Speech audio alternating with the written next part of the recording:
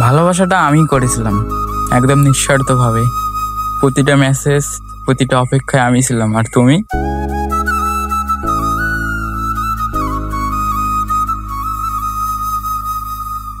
তুমি শুধু ছিলে আমার ভালোবাসার প্রাপ্য, নট গিভার।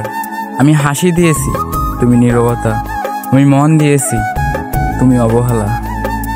কখনো বলনি সরাসরি ভালোবাসি না, কিন্তু আমি প্রতিদিন বুঝে গেছি তোমার কাছে আমি শুধু একজন ছিলাম। আর তুমি ছিলে আমার পুরো পৃথিবী।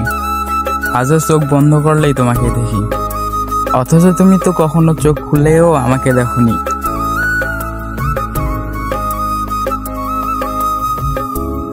এটা প্রেম ছিল না, এটা ছিল একতরফা যুদ্ধ।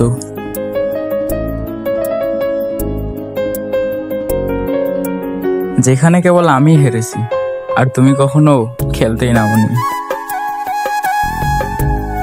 ভিডিওটি ভালো লেগে থাকলে একটা লাইক আর একটা সাবস্ক্রাইব করে দেবেন।